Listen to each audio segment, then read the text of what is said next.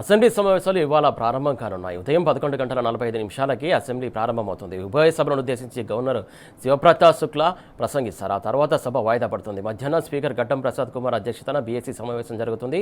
సమావేశాలు ఎన్ని రోజులు నడపాలి, ఎలాంటి అంశాలు చర్చించాలనే అంశంపైన కూడా చర్చిస్తారు. ఈ నెల 20న శాసనసభ కూడా బడ్జెట్ ప్రవేశపెట్టే అవకాశం ఉంది. దీనికి సంబంధించి తాజా అప్డేట్స్ అందించడానికి గన్ పార్క్ నుంచి మా కరెస్పాండెంట్ లివిల్ సిద్ధంగా ఉన్నాడు. లివిల్, చెప్పండి, మొత్తానికి ఇవాళ అసెంబ్లీ సెషన్స్ స్టార్ట్ అవుతున్నాయి. ప్రధానంగా ఎన్ని రోజులు నిర్వహించాలి ఏంటనే దాని మీద కూడా కసరత్తు ఇంకా జరగని సిచ్యువేషన్. ప్రధానంగా చాలా అంశాలు ఉన్నాయి, చాలా సమస్యలు ఉన్నాయి. ఆ అంశాలకు సంబంధించి బీఆర్ఎస్ పార్టీ ఖచ్చితంగా అసెంబ్లీ సాక్షిగా నిలదీస్తానని చెప్పేసి పదే పదే చెప్తున్నటువంటి అంశం. ప్రధానంగా ఆ రకంగా వాయిస్ వినిపించడానికి ప్రతిపక్షానికి అసెంబ్లీ సమావేశాలు, ఈ సమావేశాల్లో ఉన్న వాయిస్ వినిపించడానికి టైం ఇస్తారనుకోవచ్చా మనం ఇప్పుడు? శాసనసభ బడ్జెట్ సమావేశాలు మరి కాసేపట్లో అంటే 11:45 ఉభయ సభలను ఉద్దేశించి గవర్నర్ శివప్రతాప్ శుక్లా ప్రసంగించనున్నారు. ఉభయ సభల సంబంధించి ఉద్దేశించిన తర్వాత రేపు ఎల్లుండి ఆ సమావేశాలు కొనసాగుతాయి. 20న బడ్జెట్ ప్రవేశపెట్టే అవకాశం కనిపిస్తుంది. 20న బడ్జెట్ ప్రవేశపెట్టిన తర్వాత వివిధ అంశాలపైన బీఆర్ఎస్ పార్టీ పోరాటం చేస్తుంది. ఖచ్చితంగా ఇప్పటికే అనేక అంశాలపైన అసెంబ్లీ బయట ప్రజా గొంతుకగా బీఆర్ఎస్ పార్టీ పోరాటం చేస్తుంది. అనేక అంశాలున్నాయి. ఇవాళ 420 హామీలు కావచ్చు, 6 గ్యారంటీలు కావచ్చు, 13 అంశాల విషయంలో ఇప్పటికీ ప్రభుత్వం ఎలాంటి పురోగతి లేదు. దాదాపు 2.5 సంవత్సరాలు పూర్తయిపోయింది. అంటే ప్రభుత్వం యొక్క సగం సమయం కూడా టెన్యూర్ సగం అయిపోయింది ఇప్పటికే. అయినప్పటికీ కూడా ప్రభుత్వంలో ఎలాంటి ఉల్కు పలుకు లేకపోవడంతో ప్రభుత్వంపై బీఆర్ఎస్ పార్టీ ఖచ్చితంగా శాసనసభలో ఒక పోరు బాట పట్టనుంది. అయితే ప్రధానంగా రైతాంగానికి సంబంధించిన సమస్య, రైతులకు సంబంధించి సాగునీటి ఎద్దడి తీవ్రంగా ఉంది. ఇవాళ ఆనాడు గోదావరి జలాలను ఒడిచిపట్టేందుకు కాళేశ్వరం ప్రాజెక్టు కడితే దాన్ని ఇవాళ నిర్లక్ష్యం చేసి ఆ నీటినంతా కూడా సముద్రం పాలు చేశారు. తద్వారా ఇవాళ రైతాంగానికి నీరందక పెద్ద ఎత్తున పంటలు ఎండిపోయి వాళ్ళ పశువులకు మేతగా మారుతున్న పరిస్థితి కనిపిస్తుంది. మరోపక్క రాష్ట్రంలో చాలా చోట్ల ఇవాళ విద్యుత్ సమస్య ప్రధాన సమస్యగా ఉంది. కరెంటు నాణ్యమైన కరెంటు ఇవ్వకపోవడంతో మోటార్లు కాలిపోయిన పరిస్థితి వాళ్ళు ఏర్పడుతుంది. కరెంటు సమస్య ఏదైతే 6 గ్యారంటీలలో భాగంగా ఇచ్చిన ప్రధాన హామీ నిరుద్యోగుల యువతకి 2 లక్షల ఉద్యోగాలు కల్పిస్తామని చెప్పేసి వారి అగ్రనేత రాహుల్ గాంధీని, ప్రియాంక గాంధీని తీసుకొచ్చి హైదరాబాద్లో పెద్ద ఎత్తున ప్రచారం చేశారు. ప్రచారం చేయడమే కాదు, నిరుద్యోగులని పెద్ద ఎత్తున వారి హక్కున చేర్చుకొని ఆనాడు ఒక అది తీసుకొచ్చి మీకు ఖచ్చితంగా జాబ్ క్యాలెండర్ అంటూ మేము రిలీజ్ చేస్తాం, ఇది యూపీఎస్సీ తరహాలో ఉంటుంది, ప్రతి సంవత్సరం కూడా 2 లక్షల ఉద్యోగాలు మీకు కల్పిస్తామని చెప్పారు. దాదాపు 2.5 సంవత్సరాలు పూర్తయింది. ఒక్క ఉద్యోగం కూడా ఇప్పటి వరకు నోటిఫికేషన్ లేకపోవడంతో నిరుద్యోగ యువత అంతా కూడా ఇవాళ మండిపడుతున్న పరిస్థితి కనిపిస్తుంది. నిరుద్యోగ యువత అంతా కూడా పెద్ద ఎత్తున రోడ్లపైకి వచ్చి నిరసనలో ధర్నాలు చేస్తున్న పరిస్థితి కనిపిస్తుంది. వారిని ఎక్కడికక్కడ అడ్డుకునే ప్రయత్నం చేస్తున్నారు. వారికి బీఆర్ఎస్ పార్టీ ప్రతి సందర్భంలోనూ వారికి అండగా ఉంటుంది. మొన్న నిరుద్యోగ మార్చి పేరిట పెద్ద ఎత్తున కార్యక్రమాలకు శ్రీకారం చుడితే వారిని ఎక్కడికక్కడ హౌస్ అరెస్టు చేసి ఎక్కడికక్కడ నిర్బంధం చేసి ఆ నిరుద్యోగ యువతకు సంబంధించిన జాబ్ క్యాలెండర్ను పక్కన పడేసే ప్రయత్నం చేసింది.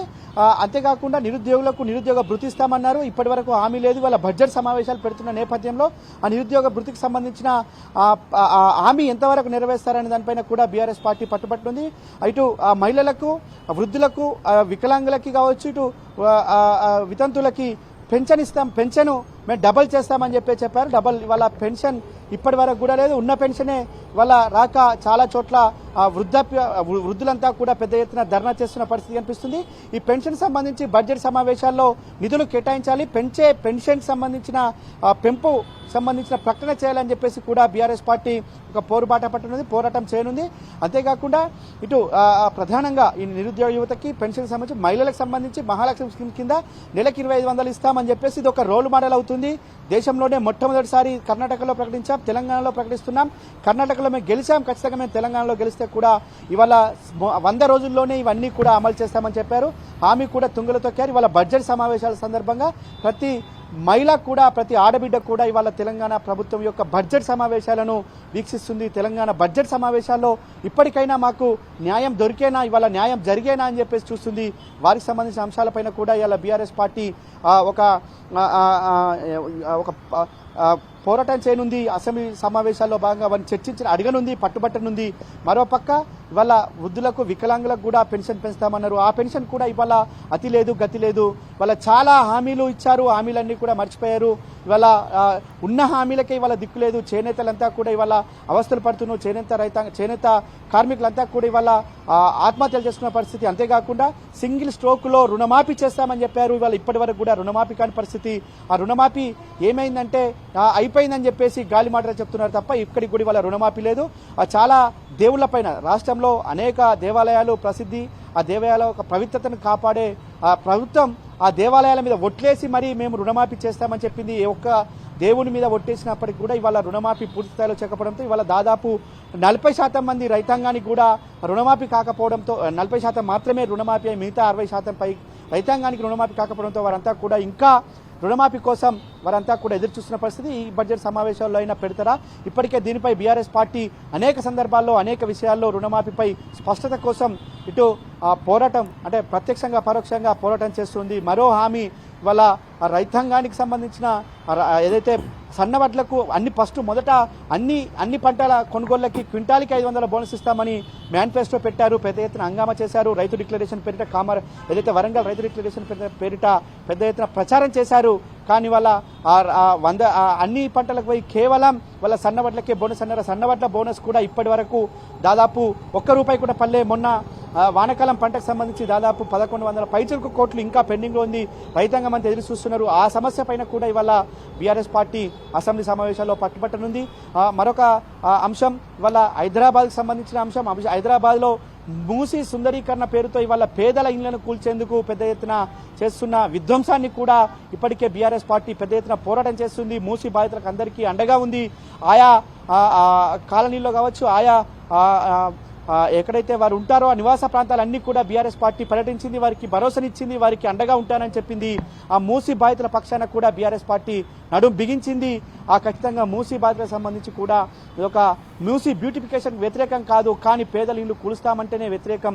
పేదల ఇల్లు కూలుస్తానంటే చూస్తూ ఊరుకోమని చెప్పేసి కూడా బీఆర్ఎస్ పార్టీ చెప్తుంది. కనుక మూసీకి సంబంధించిన అంశంపైన కూడా ఈ శాసనసభ సమావేశాల్లో చర్చకు పట్టుబట్టనుంది. మరొకటి ఇవాళ యూరియా కొరత. గత బీఆర్ఎస్ ప్రభుత్వంలో ఎన్నడూ కూడా యూరియా కొరత లేదు. రైతు ఆర్డర్ ఇస్తే ఆటో అతను చెప్తే చాలు ఇంటికి వచ్చి ఇంటి దగ్గర వేసి లేదంటే బావి దగ్గర తీసుకుపోయి రైతాంగానికి సకాలంలో యూరియా సప్లై చేసిన గత ప్రభుత్వం గొప్పతనం. ఇవాళ ఈ ప్రభుత్వం యూరియా యాప్ అని తీసుకొచ్చి వాళ్ళ యాప సోపాలు పడుతుంది. రైతాంగం అంతా కూడా అడిగోస పడుతున్నారు. ఇప్పటికి కూడా యూరియా కొరతతో రైతాంగం అంతా ముఖ్యంగా మీరు చెప్తున్నట్టు ప్రధానంగా యూరియా బాధితులు ఉన్నారు, రైతులు ఉన్నారు, అటు ఏదైతే మూసి సంబంధించినటువంటి బాధితులు ఉన్నారో, అటు ఖమ్మంలో ఉన్నటువంటి బాధితులు ఉన్నారు, అలాగే ఇటు ఆర్టీసీ కార్మికులు ఉన్నారు, చాలా మంది నిరుద్యోగులు ఉన్నారు, అలాగే రిటైర్ అయినటువంటి ఉద్యోగులు ఉన్నారు. ఇంతమంది సమస్యలు ఉన్నాయి. ఇన్ని సమస్యలను ఖచ్చితంగా అసెంబ్లీ వేదికగా ముట్టడించడానికి కూడా వాళ్ళు కూడా ప్లాన్ చేస్తున్నట్టు కొంచెం సమాచారం అందుతున్నటువంటి నేపథ్యంలో అసెంబ్లీ మొత్తం ఆ పరిసర ప్రాంతాలంతా కూడా పోలీసుల ఆధీనం తీసుకున్నట్టు తెలుస్తుంది. మొత్తానికి చాలా చోట్ల కూడా కంచెలు ఏర్పాటు చేసినట్టు తెలుస్తుంది. మొత్తానికి పోలీసు పహారా మధ్యలోనే అసెంబ్లీ సమావేశాలు కొనసాగించాలని చెప్పేసి అనుకుంటున్నాను. కొన్ని అపవాదులు వస్తున్నటువంటి అంశం, దానికి సంబంధించి ఏంటి? ఎగ్జాక్ట్గా ఇవాళ అసెంబ్లీ సమావేశాలన్నీ కూడా పోలీస్ పహారాలో 5 అంచెల భద్రత నడుమ అసెంబ్లీ సమావేశాలు నిర్వహించాల్సి వస్తుంది. అడుగునా కూడా అనుమానం ఉన్న ప్రతి వ్యక్తిని కూడా పోలీసులు అడిగి మీరెవరు అని అడగాల్సిన దుస్థితి కాంగ్రెస్ ప్రభుత్వంలో దాపురించింది. ఎందుకంటే ఇచ్చిన హామీలు అమలు చేయలేదు. అమలు చేయకపోవడంతో వారంతా కూడా వాళ్ళ ఏదో ఒక నిరసన చేయాలి, నిరసన చేస్తే మాకు న్యాయం జరుగుతుంది, నిరసన చేస్తే మా హక్కులు మాకు దక్కుతాయని చెప్పేసి పెద్ద ఎత్తున ముట్టడిస్తారన్న ఒక చర్చ నేపథ్యంలోనే పెద్ద ఎత్తున అసెంబ్లీ పరిసర ప్రాంతాలన్నీ కూడా పోలీసుల పహారానే ఉన్నాయి. ఇక్కడ కంచెలు కూడా పెద్ద ఎత్తున ఏర్పాటు చేశారు. ఒక మనిషి ఎక్కలేనంత దూరంగా ఇవాళ కంచెలు ఏర్పాటు చేసి ప్రతి ఒక్కరిని కూడా అడ్డుకునే ప్రయత్నం చేస్తుంది. ఇవాళ నిరుద్యోగ యువతకు కావచ్చు, ఉద్యోగులకు కావచ్చు, ఉద్యోగులకు కూడా ఇవాళ పిఆర్సీ ఇస్తానన్నారు, డిఏలు ఇస్తాన్నారు, టీఏ ఇస్తాన్నారు. వాళ్ళ ఉద్యోగులు కూడా చెప్పుకోలేని దుస్థితి. వాళ్ళ ఉద్యోగులు కూడా ఇబ్బంది పడుతున్న పరిస్థితి. వాళ్ళ ఎవరైతే రిటైర్డ్ ఉద్యోగులు ఉన్నారో వారి బెనిఫిట్స్ అందక ఇవాళ చనిపోతున్న పరిస్థితి, హాస్పిటల్ పాలవుతున్న పరిస్థితి. వారికి ఇప్పటికే వారంతా కూడా అటు వర్కింగ్ ప్రెసిడెంట్ కేటీఆర్తో పాటు డిప్యూటీ ప్రోటెక్టర్ హరీష్ రావును కలిసి వారంతా కూడా వారు విన్నవించుకున్నారు. ఖచ్చితంగా మాకు న్యాయం చేయండి సార్, అసెంబ్లీ సమావేశాల్లో మా సమస్యను ఎత్తండి సార్ అని చెప్పేసి కూడా వారు బీఆర్ఎస్ పార్టీ చెప్పారు. బీఆర్ఎస్ పార్టీ కూడా పదే చెప్తుంది పెన్షనర్ల సమస్య ప్రధాన సమస్యగా ఉంది. వారికి సంబంధించిన బెనిఫిట్స్ ఇవ్వక చాలా మంది హాస్పిటల్లో బిల్లు కట్టలేక ఇవాళ చనిపోతున్న దుస్థితి ఏర్పడింది.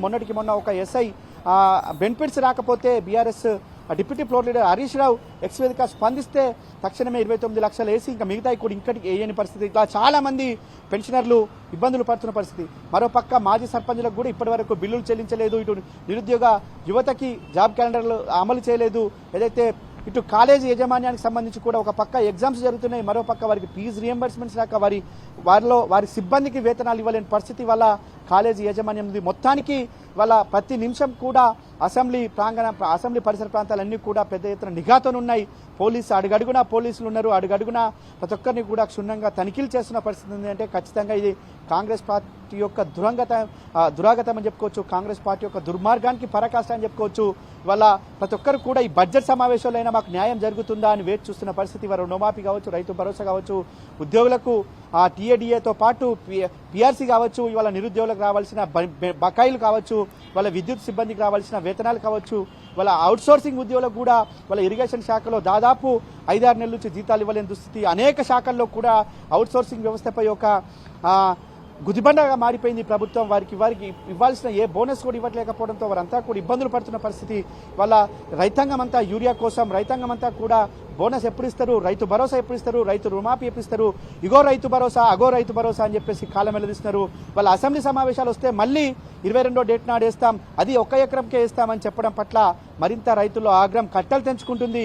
ఇప్పుడు కూడా ముఖ్యమంత్రి మాట చెప్తాడు, దేవుళ్లపై ఒట్టేస్తేనే మాట నెరవేర్చలేని ప్రభుత్వం వాళ్ళ కేవలం ప్రెస్ నోట్తో సాధ్యమవుతుందంటూ కూడా చెప్తున్న పరిస్థితి.